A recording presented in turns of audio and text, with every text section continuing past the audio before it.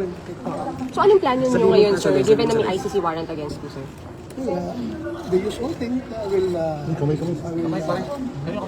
continue with job until I have to wait for the Supreme Court's decision. Marami kaming pending appeals doon sa Supreme Court. So you will attend the session, sir? Yes. Physically? Yes. Oo.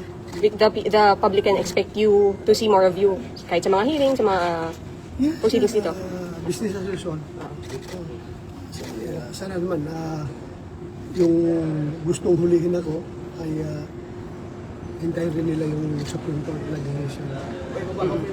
Anong prayer niyo, sir, dun sa Supreme Court opinion? Marami yun, hindi ko numbers. Yung abogado ko, 3, 4 ba yun mga petisyon na pinadala ko. Sir, pero hopeful kayo, sir, na mapagbibigyan kayo ng Supreme Court sa request po nila? I'm hoping and praying. Sir, pero may mga nag-i-insist pa rin na dapat i-implement yung warrant, na sakop tayo ng warrant na yun from ICC. Well, I respect the decision, their opinion. Sino kaya mo nila? Kanya-kanya tayong opinion. Sir, wala po kayong balak mag-surrender po sa jurisdiction ng ICC. Even the Philippines is required to enforce the warrants. Why? Ikaw ba? Gusto mo mag-surrender doon? Pilipino ka? You have existing Philippine codes. Bakit magpapatry ka doon sa mga banyaga? This is an attack to our sovereignty. Please, supplementarity clause mo kaya ang kailangan. Sabi ng Article 1 ng the Rome Statute. Anong klaseng complementarity ito? There's no need to complementarity dito dahil buhay ang ating justice system. So anong plano niyo, sir? Anong plano niyo? Dito lang kayo sa Senate, di kayo alam. Hindi kayo lalabas, sir. Oo. Hindi. Kailangan kong bumili ng mga gamot maintenance dahil hindi ko nadala yung mga gamot ko pang maintenance. Saan ba kayo nag-stay, sir, in the past months? Ano ba the Philippines?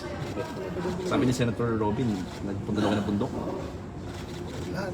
Sabi ko, I was with the halls of the air and the beast of the field.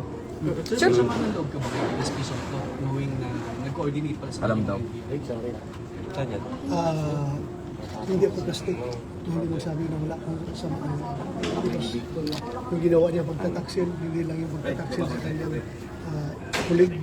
Hindi pagtataksil niya sa institusyon na Senado.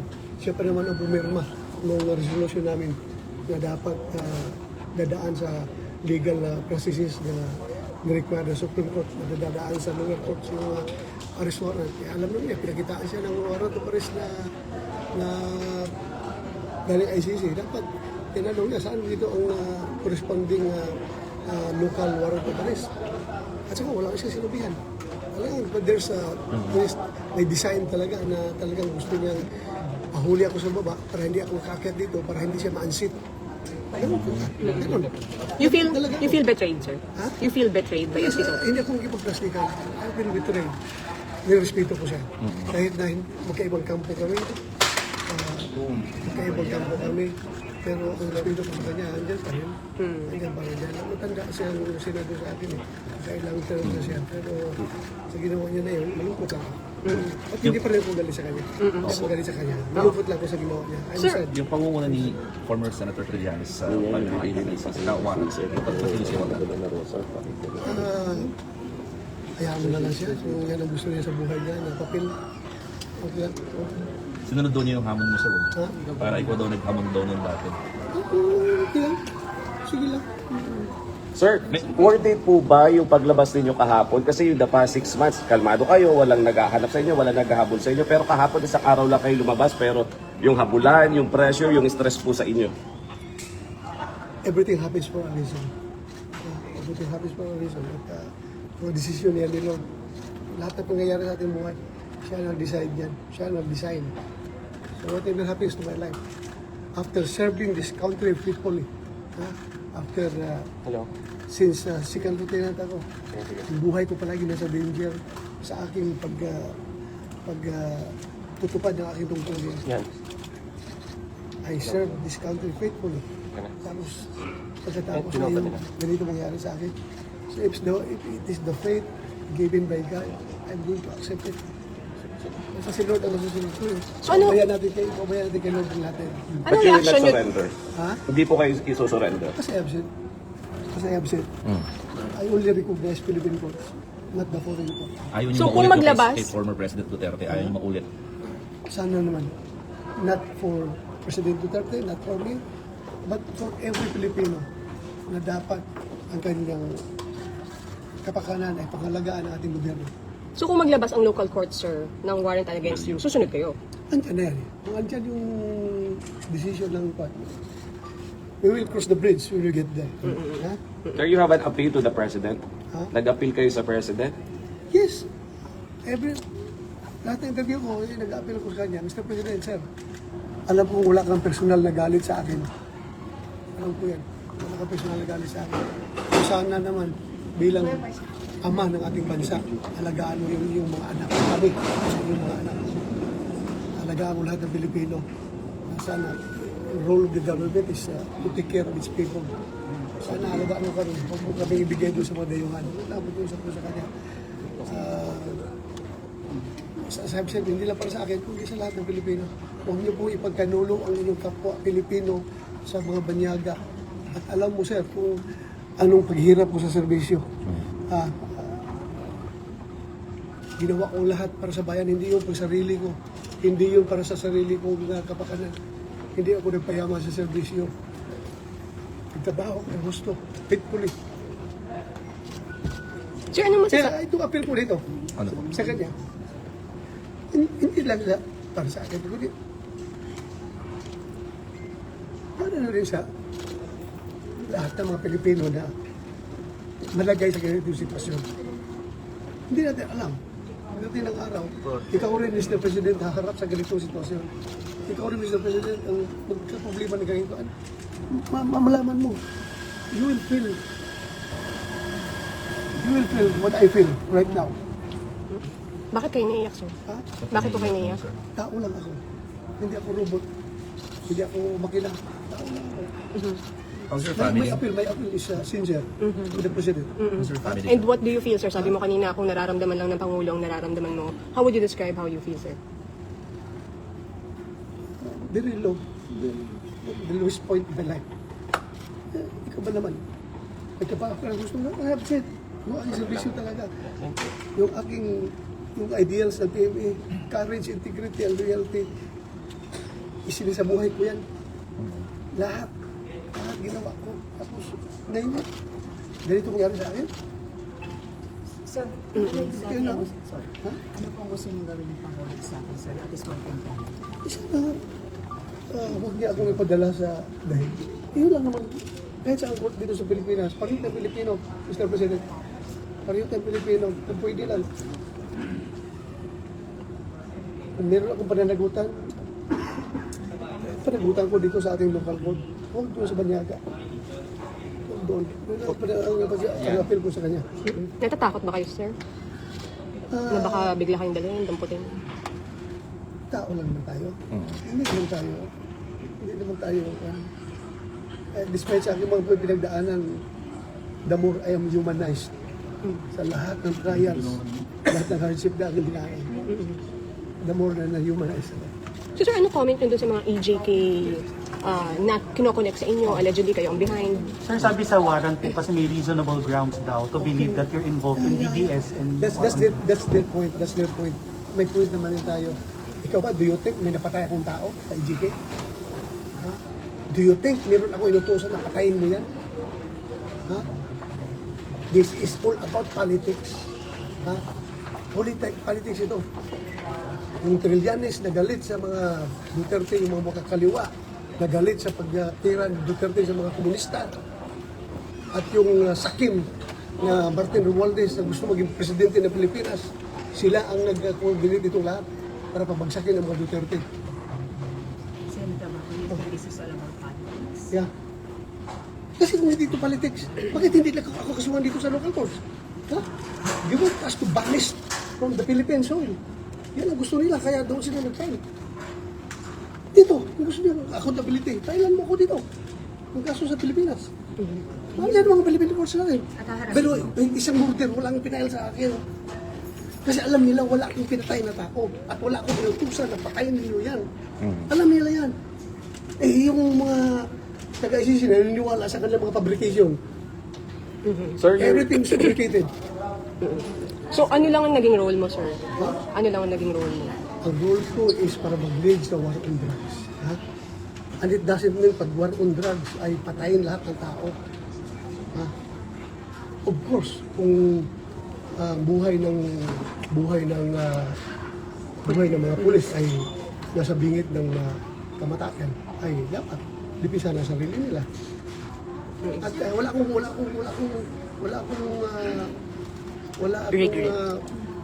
pang-abuso na hinahayaan. Kung meron man, pinapibistigahan natin. Sir, pina po kasi yung sir. Kailangan naging role mo.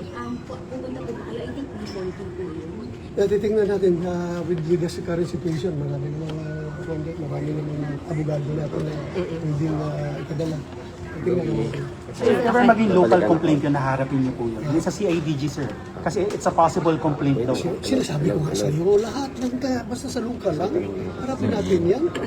Kaya just imagine kung imbisigahan nila yung EJK ko no, parang city director ako ng Davao, how many years ago na yun? Grabe naman pagkakalkal yan kung pinakalkal nila kung yung mga nangyayari doon sa Davao. Dapat noon pa, pinasuhan na nila ako. Bakit ngayon pa sila nagkakalkal ng mga ganun? Sir, what urged you to come back po, to go back to the Senate po? May mga nagsasabi baka dahil sa impeachment, sa change in leadership? Hindi ako sinungaling, kasama na yan lahat. Impeachment, yung change of leadership, yung kini-question niyo palagi yung sweldo ko. Nahiyak na ako talaga ako. Hiyang-hiyak na ako. Dahil nga, wala po yan sa vokabularyo ko na makinabang sa pera ng gobyerno o kanino mang pera na iniisahan ko na hindi ko binibigyan ng paukulang serbisyo. Nahiya ako. Kaya lumabas na rin ako. At kahit nag-question yan, alam naman yung rason bakit ako umiiwas o pumunta dito. Nandiyan na. Nangyari na nga kahapon. So kung kayo ako, ano kayo? Sabihin na lang ninyo ako na magsamantala, basta huwag lang sabihin na tanga.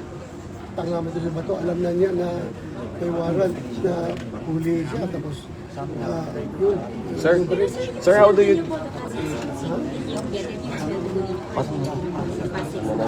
The past 6 months, hindi ko natanggap ang sweldo ko. Yung aking secretary, kinukuha ang sweldo. Kinukuha doon.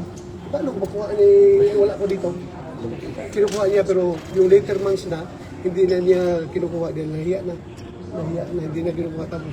So intact pa rin, sir, yung ano? Intact pa una din, naka-sobre pa daw. Naka-sobre pa. Ha? Yung nakuha. Yung hindi nagastos. Kasi may nagastos pa doon na yung ginamit sa mga relief operations para desisyonan na rin nila na pwede magamit ito dahil wala mang hindi man ginagamit yung boss natin. Sir, are you confident now that anytime no arrest will be made or apprehensive kayo na anytime na pwedeng kumampo ng ako sa inyo that despite na sa napag-usapan? Well, meron mang word coming from Atty. Matibag na respetuhin nila yung institusyon na Senado after sa usapan na ni-speak ako. At saka, knowing him, abogado yan eh. At saka, kasama ko yan dahil sa PDP. Sana sundin niya yung legal processes. Iabil ko naman lahat ng legal remedies na available. Sen? Ano ang rason nila para hindi ito maging kayo sa I am no special than the president. Sir, how will you respond to this? As such, we will present ourselves doon sa kanila. Pwede abogado ko. Sen, paano nyo po dinidil ito with your family na alam natin mahirap yung situation? Paano yung setup po ninyo? Mahirap talaga. But we have to deal with it. How are they? Kamusta po sila? Ay, malungkot. At alam mo na. Natatakot din sila, sir, for you? Oo talaga. Takot din sila. Sir, kahapon ba, na-surprise ka rin kung bakit may mga taga-LGI dito? O may info ka na dito? Wala. Nagulat ako. Akala ko mga driver lang yung nakatambay dyan sa baba. Mga driver lang. Yan pala, inaris na pala nila ni ispiso ito. So what really happened? There was really an attempt na kunin kayo tapos pusasak. Ganun ba yun? Oo, ganun talaga. Sir, nabiyay kami.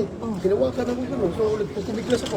Takbo sila. Yung sugat Direkta na. sustain niya sa Siguro doon sa pagkabdapa ko, na natukod itong kamay ko, doon sa railing, sa sahig ba yun? O sa railing, sa yung katumba ko. So may posa silang talaga. Hindi ko nakita. Pero... Or nahawakan ka pala, sir? Nahawakan Nahawakan ka. ko. Nagpupumiglas ako. Pumiglas ka na. Walang pinakita. sir? Walang pinakitang something, nawalan. Wala. Basta hinarang niya ako. Ayaw ko pa akitin. Dahil mabubutuhan na dito eh. Mabubutuhan na sa change of leadership. Ayaw nila siguro makabuto ako. Kaya pinigilan ako sa baba. Sir, sabi ng ICC, since November may warrant ka na talaga. So, Aware ka? may natanggap ka ng info nung kaya hindi ka lumutang. Pinagpapasyal ko lang yung mga pronouncement na Malacanang na meron daw yung sabi ni DOJ Secretary na Ombudsman Buing Rimulya na meron daw warrant. So, salamat ako sa isa. Salamat at nabigyan mo ko ng advance info na meron akong warrant. Thank you. At naka-enjoy ako na 6 months by my lump sum. At nakapag Bible study ako ng gusto for 6 months. But sir, how long will we do this? Like, hanggang kailan? Kailan po ito? What if, diba? Do we understand you're still hoping for the TRO from the Supreme Court? Pero worst case scenario, then, I have no plans. Bakit ka naman plans? Bahala na si Lord. God's plan is superior to everyone's In plan. the meantime, ang plano niyo po talaga mag-stay muna dito sa Senate. Oo. Ilang pa lang alam po namin katagal. Indefinitely, sir. Indefinite pa. Basta I just hope po sa Supreme Court na sana panindigan nila yung ating soberanya. Yun ang pag-iusap. Sana. how do you Hindi lang para sa atin, kundi para sa lahat ng Pilipino. But sir, coming here, did you expect na may mga NPA dito or hindi wala kayo Wala na ko merong idea. pwedeng tapos? Wala akong idea. Sir, how will you react sa sinasabi nilang ginagawa ang Senado na parang, ano yung pinatataguan, parang sanctuary investigation actually by Attorney Sorion earlier, na parang ginagawa ng po para at least not to protect yung mga ma-arrest yung pinag na meron talagang mga warrant of arrest. How will you react Alam to mo that? kung isang barangay doon sa Cotabato, kaya sa Maguindanao, isang barangay ay willing na protektahan ako na hindi na ako i-give up. How much more ang Senado na institusyon na nagpasa ng